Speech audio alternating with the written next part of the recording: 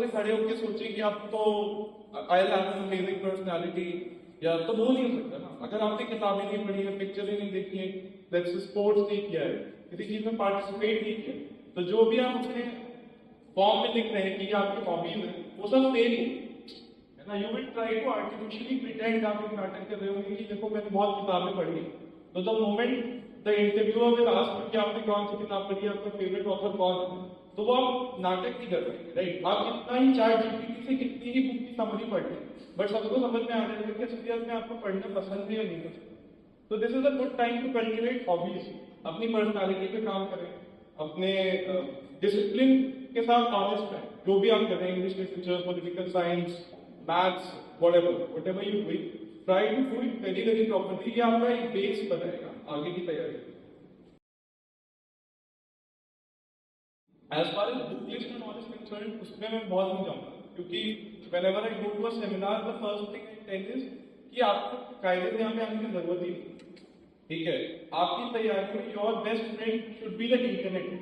आज मैं ऐसी कोई बात नहीं आपको नहीं बता दूंगा जो इंटरनेट में नहीं अवेलेबल है।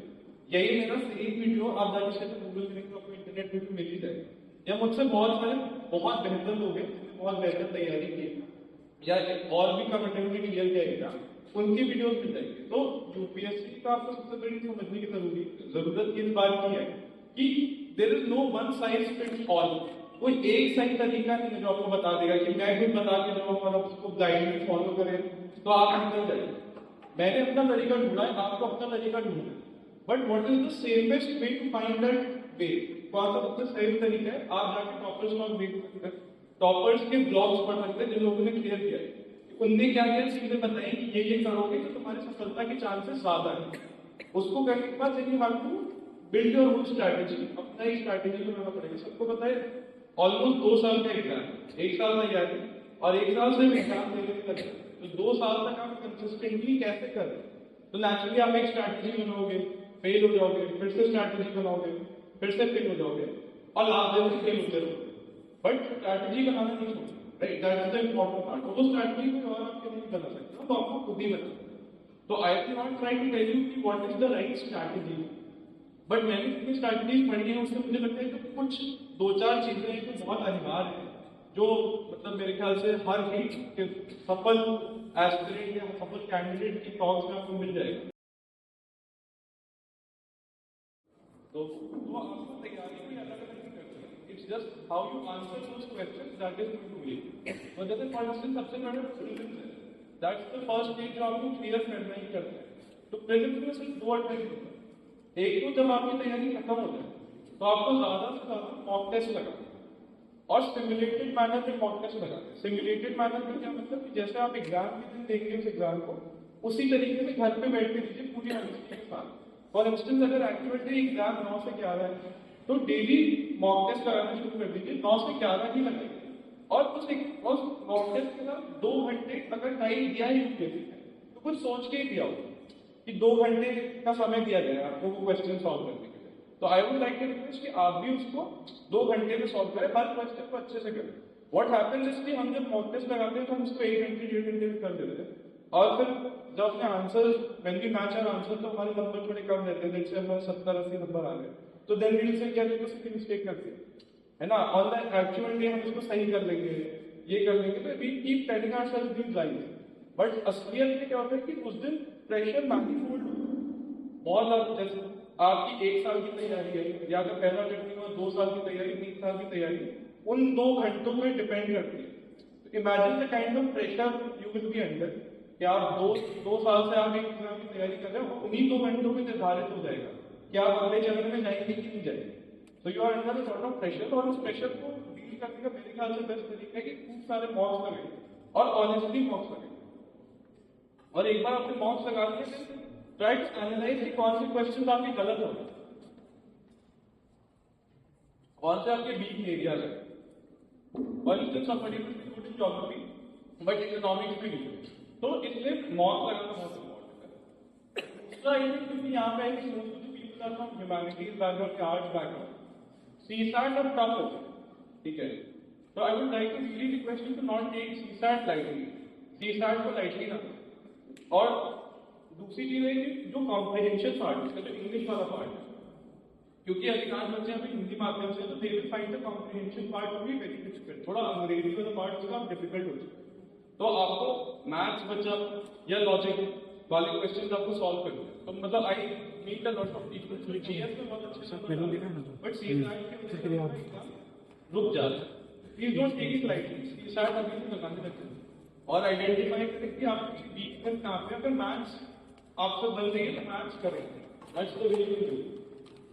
और दूसरा है mains.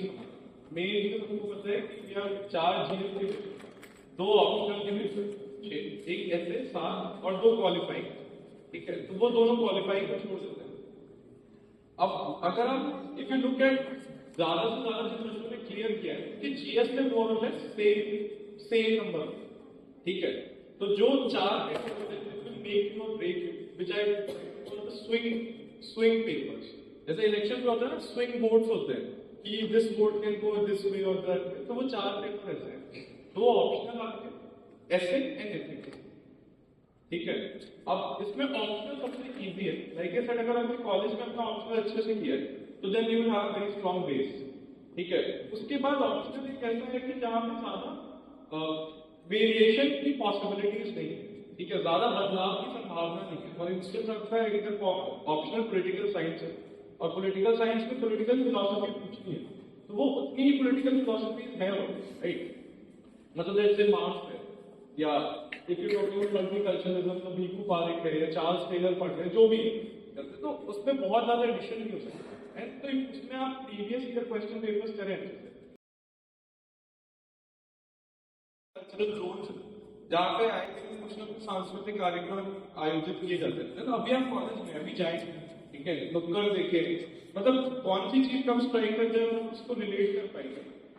That will give you an USP कि आपके आंसर थोड़े अलग थे, मतलब आपके दृष्टिकोण थोड़ा और भी ज्यादा मैच्योर है ना, कि आप किसी चीज को सिंपली मतलब एक प्रशासनिक पॉइंट ऑफ व्यू से देखें। प्रशासनिक पॉइंट ऑफ व्यू क्या है कि आप सारी चीजों को एनालाइज करें, राइट, कि आप एक सिचुएशन पे पहुंचे तो आप ये भी देखें, अगर आप एक खेत में जा रहे हैं तो आप ये भी सोचते हैं कि क्या बोलते हैं कि अब जो क्लाइमेट चेंज हो रहा है, क्लाइमेट चेंज के चलने से जो वेस्टर्ली का पैटर्न चेंज होगा तो अब सर्दियां लेट आएंगी, तो उस पर क्रॉप पे कैसे इन्फ्लुएंस करेगा, क्रॉप भी जब इन्फ्लुएंस होगा तो उसमें जो सबसे गरीब तबके के लोग हैं उन पे क्या फर्क पड़ेगा, ठीक है, तो वो उसको बेचेंगे कैसे, जब बेचेंगे तो how will it impact the economy, they will not have the purchasing power to buy stuff, ठीक है, जब परचेजिंग पावर या होल्डिंग होती है तो उससे इन्फ्लेशन कैसे इम्पैक्ट होता है, इन्फ्लेशन से मॉनेटरी पॉलिसी कैसे कंट्रोल होती है, ठीक है, तो you will have to learn to correlate.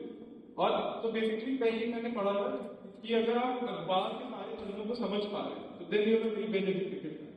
तो और कुछ आप कर पाए ना कर पाए, ये देखिए कि आप कितना समझ पा रहे हैं। अगर आप इकोनॉमी पढ़ रहे हैं तो if you come across terms like IIT, institutional buyers, तो उसको गूगल करें, गूगल करके समझने की what are green bonds, what are masala bonds, ठीक है, बॉन्ड मार्केट क्यों नहीं सक्सेसफुल है इंडिया में, डिवेंचर्स क्या होते हैं, ठीक है, मतलब ऐसे इंटिमिडेट करने की कोशिश नहीं करो, बट बैठ के बाद सिंपल गूगल करने लगेंगे तो सडनली यू विल सी कि आपको आता जाता है, ठीक है, और एडिटोरियल्स अच्छे से पढ़ा करेंगे, मेरे ख्याल से वो ओपिनियन बिल्डिंग में बहुत अच्छी चीज है। हाँ, one more thing is very important for UPSC कि UPSC is trying to select people who will be the decision makers, ठीक है, एक प्रकार की आपके अंदर डिसीजन मेकिंग की क्षमता होनी चाहिए। डिसीजन मेकिंग आप तभी कर पाएंगे जब आपके ओपिनियन मेकिंग चीज बोली, ओपिनियन बैलेंस होने चाहिए, बट ओपिनियन होने चाहिए, ये नहीं कि किसी मुद्दे पे आपको कोई ओपिनियन ही नहीं है। और ओपिनियन कब होगा, ओपिनियन मतलब उतार वाला ओपिनियन, मतलब वेल रेड ओपिनियन। अच्छा ओपिनियन कब हो सकता है, जब आपने किसी पहलू पे अच्छे से पढ़ा हो कि ये इसके पॉजिटिव्स हैं, ये इसके नेगेटिव्स हैं, तो उसको समझने का बेस्ट तरीका है एडिटोरियल। अगर कोई नई पॉलिसी है तो एक दिन कोई सरकार के समर्थन में लिखेगा जो पॉलिसी लेके आई है, कोई उसके विरोध में लिखे, तो then you will have both points. तो उसके बाद आपको कौन सा ज्यादा अच्छा लग रहा है वो आप लिखिए, बट आपको बताना पड़ेगा कि मैं इस ओपिनियन पे इस माध्यम से पहुंचा हूं, कि पहले मैंने इसके ये पॉजिटिव्स पढ़े, फिर मैंने इसके ये नेगेटिव्स पढ़े, फिर बट मैंने अपना आकलन किया, मेरे ख्याल से ये अच्छा है या ये बुरा है, ठीक है। You can not shy away from taking decision तो आपको लेने ही, तो वो बट डिसीजन कैसे लेंगे आप, पढ़ने ही है, ठीक है। Last paper is ethics integrity, जो कि एक स्विंग पेपर इसको मैं कहता हूँ। Now, ethics is something that cannot be taught. I think it's best if you practice it in your daily life. ठीक है, अगर आप प्रैक्टिस करेंगे तो automatically you will see your answers are getting better. बाकी जो उसकी थ्योरी पार्ट है उसके लिए आराम से नोट्स मिल जाते हैं आपको मार्केट में, तो उसके लिए डोंट हैव टू वरी. जो केस स्टडी उसकी होती है कि where they will put you in a case और फिर पूछेंगे कि आपका क्या रिस्पॉन्स होगा. ठीक है, और आपका एथिकल रिस्पॉन्स कैसे होगा अगर आप खुद भी वो वैल्यू सिस्टम प्रैक्टिस करें. ठीक है, जैसे ऑनेस्टी समथिंग, ऑनेस्टी एक वैसे सिंपल सा वर्ड लगता है बट छोटी छोटी चीजों में शुरू करें. जैसे मैंने कहा मॉक पेपर आप जब दे रहे हैं, try to be honest about the mock paper. अपने नंबर ईमानदारी से कैलकुलेट करें. और अगर आप इन सब छोटी छोटी चीजों में ऑनेस्ट होंगे तो जब आप कोई भी बुक पढ़ेंगे या फॉर इंस्टेंस आप महान लोगों की स्पीचेस पढ़ेंगे तो आपको ऑनेस्टी के एग्जाम्पल्स दिखने लगते हैं. जैसे for instance if you read constituent assembly के डिबेट्स पढ़े, ठीक है, या हिस्ट्री पढ़ेंगे, कोई भी बुक पढ़ेंगे तो यू विल रियलाइज कि यहाँ पे इसने ऑनेस्टी वाला पार्ट चलो तो इससे ये बेनिफिट्स हुए. तो जब अगर आप एथिक्स के आंसर लिखेंगे दैट विल हेल्प यू.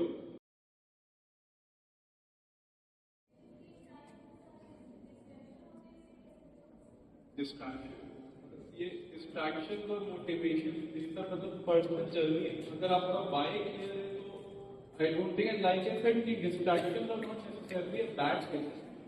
ठीक है, मतलब 6-7 घंटे की ऑनेस्ट प्रिपरेशन बहुत अधिक है. ज्यादा से ज्यादा 8 घंटे करते हैं, आप 10 घंटे करते हैं. अलग अलग लेवल होता है सबका, अलग अलग काम है. If you want to do it 8 घंटे के बाद भी इनफ टाइम है ना फिर डिस्ट्रैक्ट होने का. कितना डिस्ट्रैक्ट होना sir depends on that. Healthy distraction sports is a good distraction. Watch good movies, watch a lot of global cinema. बाहर अच्छी मूवीज बन रही है, रीजनल मूवीज अच्छी बन रही है, अच्छा लिटरेचर पढ़, find good distractions for yourself, healthy distraction. ये एग्जाम आपको डिफाइन नहीं करता. ठीक है, कई बार क्या होता है एग्जाम का बहुत होगा बना, इतना इतना बड़ी चीज है नहीं. तो यू मस्ट अंडरस्टैंड कि आपका जीवन एग्जाम से बहुत बड़ा है और बहुत आगे है. तो अगर जस्ट बिकॉज आप एक बार में नहीं निकलता है, 2 बार में नहीं निकलता है, तो इसकी 2 चीजें हो सकती हैं. या तो आपकी प्रोसेस में कहीं कमी रह जाती है तो आप ऑनेस्टली बैठ के एनालाइज करिए कि यार मैं ये करता तो मैं निकल जाता. ठीक है, तो अगर आप ब्रूटली ऑनेस्ट रहेंगे, एकदम कठोर रहेंगे अपने साथ, तो आपको खुद ही दिख जाएगा कि यार यहाँ पे मैंने अपने आप से झूठ बोला, मैंने इनफ आंसर राइटिंग नहीं की, इनफ मॉक नहीं लगाए, इनफ पेपर नहीं पढ़ा, ये किताब मुझे पढ़नी चाहिए मैंने नहीं पढ़ी. तो एक तो आपको प्रोसेस में कमी मिल जाएगी. दूसरा है कि आपको क्या ये एग्जाम सही में करना है या नहीं करना.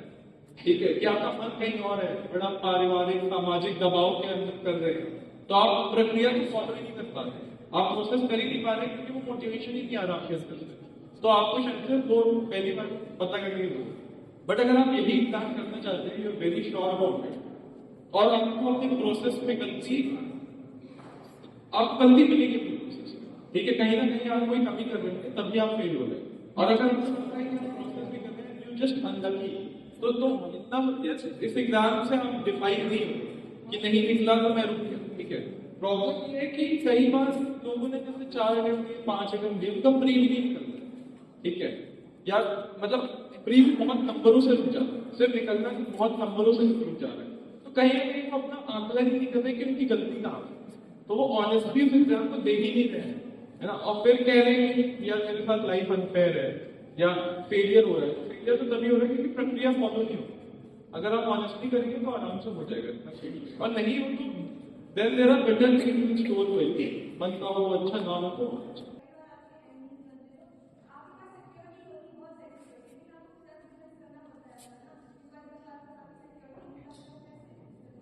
नहीं, हमें सेल्फ डिफेंस की ट्रेनिंग नहीं दी जाती, ना हम सेल्फ डिफेंस कर सकते हैं. I think it's very good to have a backup. मतलब again it's a very personal choice. Backup option अगर आप नहीं रख रहे अपना बैकअप ऑप्शन तो आपको स्टेक्स पता होने चाहिए. ठीक है, आपको अपना आकलन कर पाना चाहिए कि आपकी घर की परिस्थिति क्या है, आपकी आर्थिक परिस्थिति क्या है, सामाजिक परिस्थिति क्या है.